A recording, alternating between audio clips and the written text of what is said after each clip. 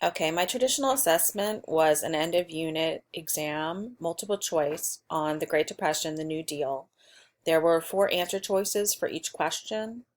It included one cartoon, and which is here, and an excerpt from Brother, Can You Spare a Dime, which has some more colloquial language, and it has a total of 31 questions. I modified this exam for a level 3 developing ESL student.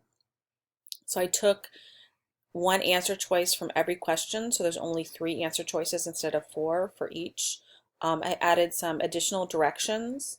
I added a little mark beside each term that I thought may cause issues for an ESL learners. So there's an additional supplemental vocabulary sheet that they can reference. Anything that has a little asterisk beside it is on the vocabulary sheet. I went through and tried to remove any language that I thought might be confusing but not essential for the unit. So that was kind of challenging to think about what terms would be familiar with a student and which wouldn't be. But some of them are necessary for understanding of the unit. So I did have to keep some of them that the students should know based on the unit.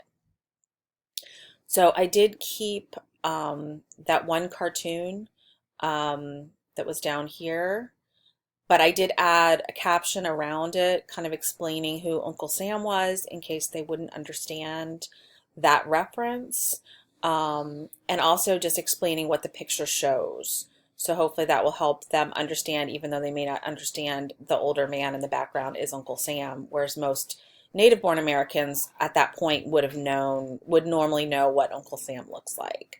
I also added three questions that you can see here that had them answer it based on the image. And so hopefully that will help them because they can look at the image and then answer questions based on that. And then I also shortened the exam. So there's only 20 questions in this exam. So I did take out some of the questions. So this is my supplemental vocabulary sheet that they can reference during the exam for my ASL learners. And I also added more white space to it. I don't know if you can really see it, but I tried to add as much white space as possible. That's also really useful for, I know for special education, certain students, it really helps with their focus. So I did do that. Um, I added, as I said, the description above it. I found it really challenging. Probably the most was figuring out what words to use. These were the words I removed because a lot of these words I didn't feel were necessary for understanding the content. And I felt like I could reword it in such a way that they would still be able to understand the content without necessarily knowing these vocabulary words. Okay, and now you can hear my son in the background singing a song. But okay, thank you so much and have a good day. Thanks for listening. Bye.